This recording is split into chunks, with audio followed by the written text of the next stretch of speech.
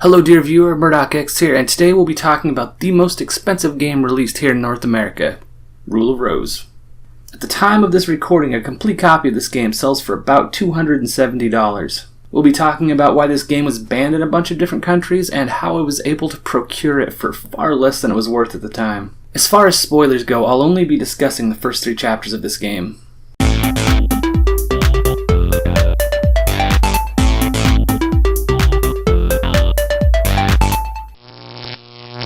This is a mature rated game and it has plenty of disturbing scenes that I will of course be showing you, so heads up on that. Turn away ye faint of heart. Okay, now that those wimps are gone, I get to tell you about a kissing game. Rule of Rose was created by Japanese developer Punchline Inc. and released in 2006. The only other game they ever made was Tulip, which was also for PlayStation 2 and released 4 years earlier. If you're not familiar with Tulip, it's an RPG simulation style of game where your goal is to get a kiss from your dream girl by kissing everyone else in town. It's a weird game by a weird game company. How they went from a kissing game to this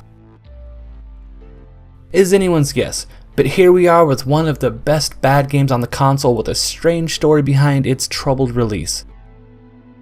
From the manual, while riding on a bus down a moonlit country road, Jennifer encounters a mysterious boy. He gets off the bus right after handing her a storybook. Jennifer gets off too, but not knowing where she is, decides to follow the boy. Soon she finds herself standing before an old, lonely-looking mansion. What was the boy trying to tell her? Why did he give her a storybook called The Little Princess? To discover the answers to these questions, Jennifer enters the abandoned building. Eventually, she finds a dog named Brown who turns out to be a loyal companion, but what she doesn't understand is the hostility directed towards her by the other children. Where am I? So there it is, our protagonist Jennifer gets ditched by a bus driver in the middle of nowhere England in the 1930s, and despite being a giant coward, she walks straight up to an abandoned mansion where it sounds like an animal is whimpering in pain. Oh look, a dog collar with no dog, and a creepy crayon boarding pass.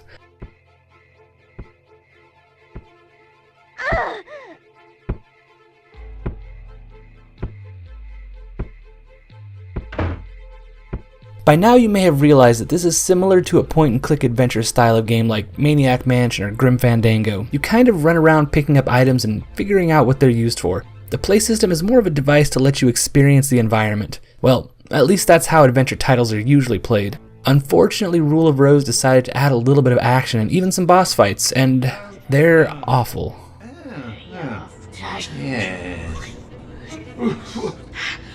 Why, you little rat, Jennifer! Did you make a mess again? This is unforgivable, you dirty, dirty girl!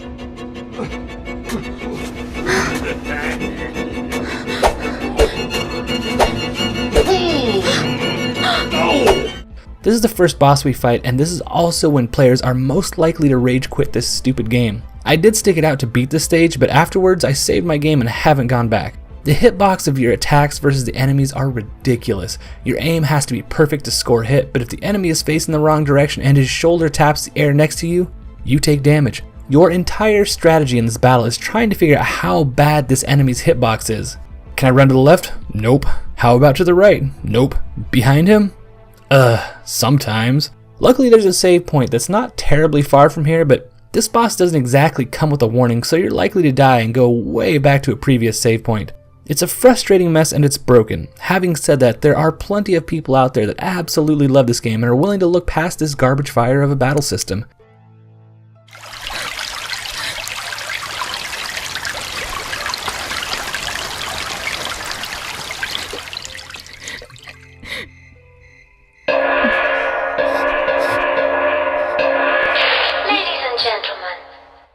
Joining us on our flight.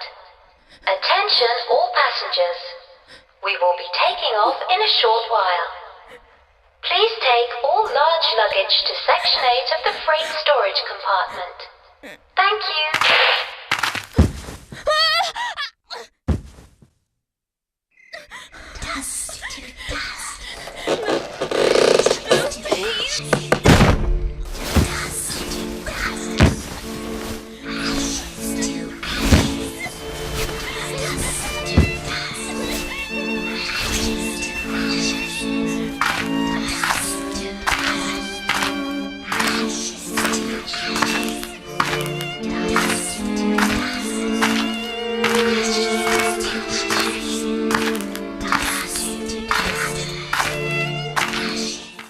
On the other hand, the best part of the gameplay, and possibly of the story, is our sidekick Brown. Chapter 2 of the game finds us trapped in a Zeppelin doing the bidding of the creepy children and avoiding the equally unsettling adults when we stumble on this.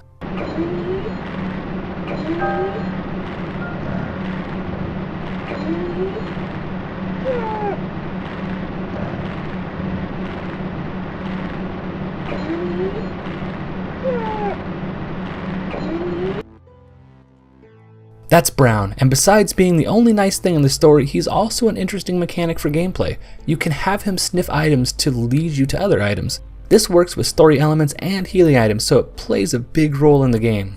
The quests you'll be doing involve keeping the children less, murdery?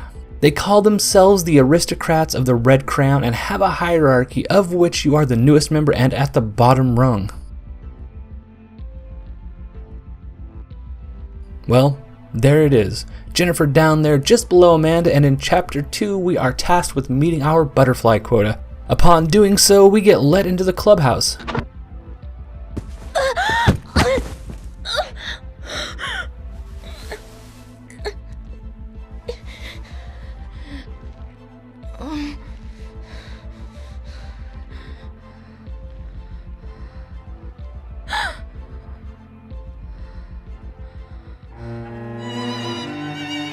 Ladies and gentlemen, welcome to the Aristocrat Club. Thank you all for gathering here today.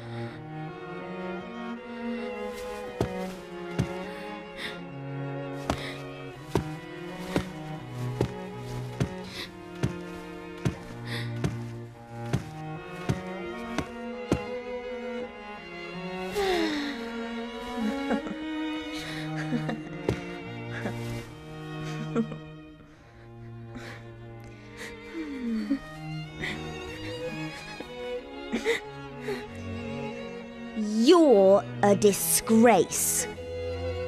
Nothing worse than nothing. Your gift is worth nothing.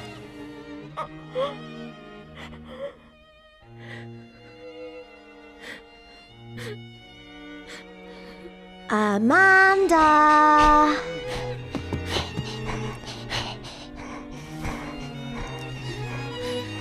There.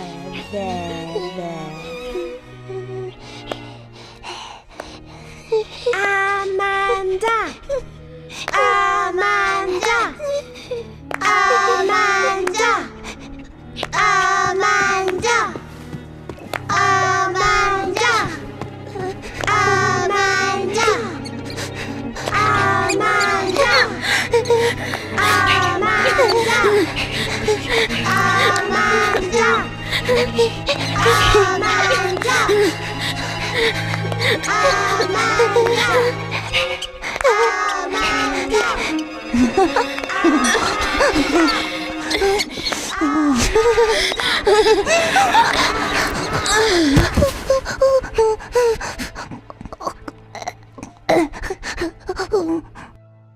Rat on a stick and fainting is how Chapter 2 ends, which leads us to Chapter 3, where we wake up to a note from Amanda apologizing and telling us to meet her. What could she, the dirty rat on a stick girl, have to say to us? I'm sorry, Jennifer. I'm sorry. I didn't want to do that. I was just so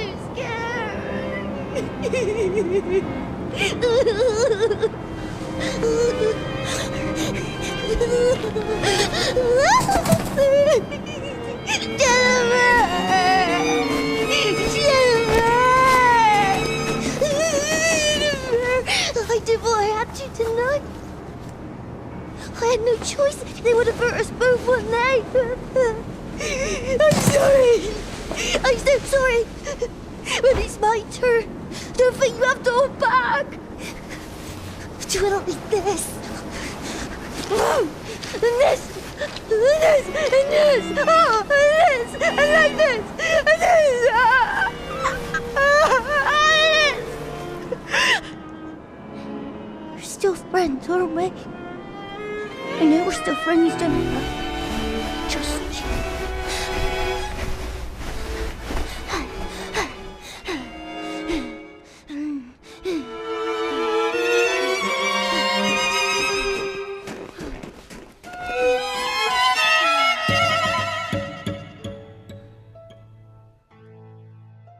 This game has a lot going on to discover as you play. While earning the next cutscene is the most rewarding part of the game, there are plenty of items littered around the stages that keep things interesting.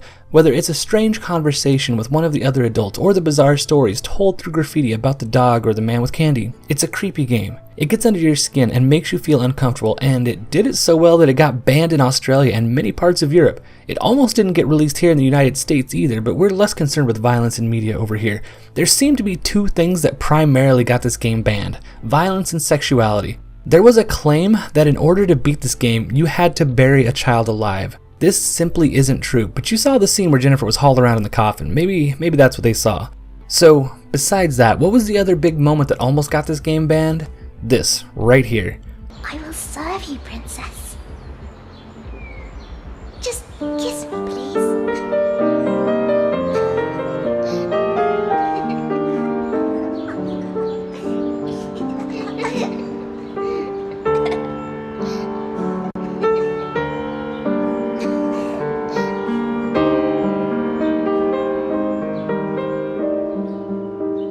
Yup, 2006 was not a good time to have girls kissing each other in a video game. This game was notorious for changing players' sexual preferences and sending them on killing sprees. Well, that's actually no game ever. Let me go ahead and read you a little from the French National Assembly about this game. Violence and perversion have reached their peak with a game called Rule of Rose, which comes to the European market. It is the European Commission, through its Vice President Franco Frattini, who is sounding the alarm about violent video games that represent a real danger for our children. A debate bringing together the ministers of the interior of the European Union is due to take place in December on this particular theme. Mr. Frattini is in favor of a total ban on these games for children under 18 years old. The game Rule of Rose is located in an English boarding school in the 1930s.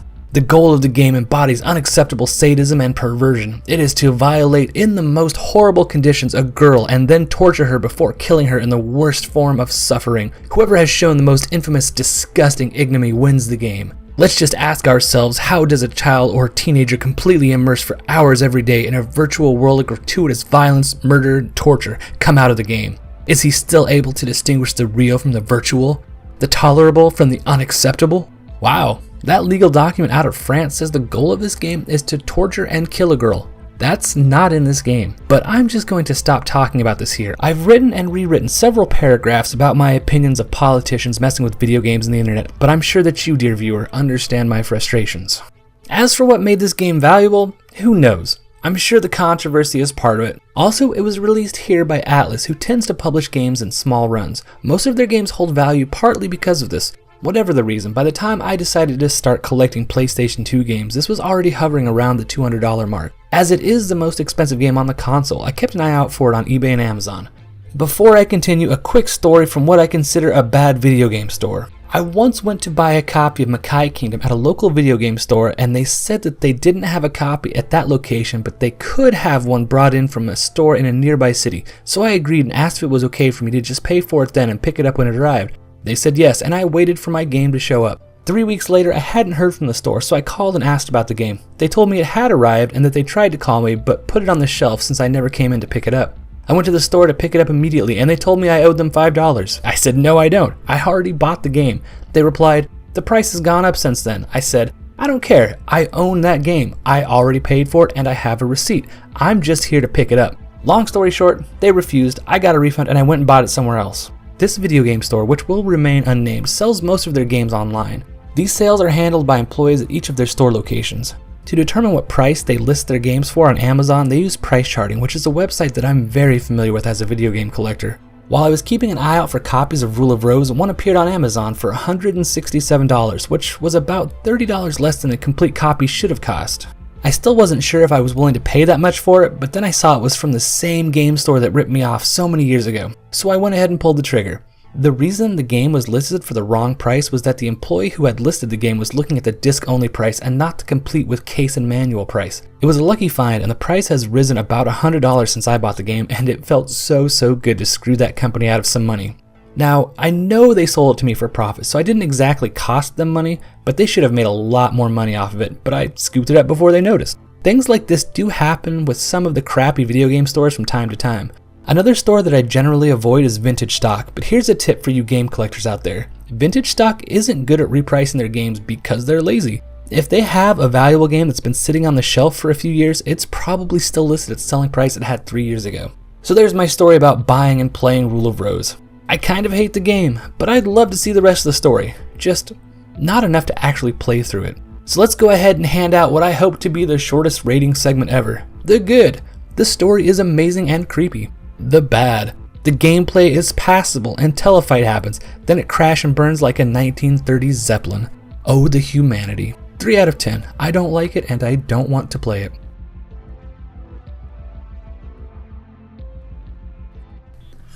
I make weekly gaming videos just like this, and damn it, someone needs to watch them and click the like button.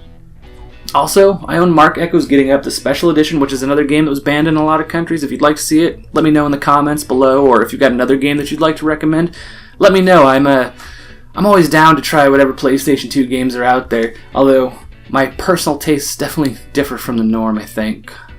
I guess what are normal tastes? I don't know. Whatever. Put this game back on the shelf. I'm ending this video. This video's over. I'll play some Pilot Wings.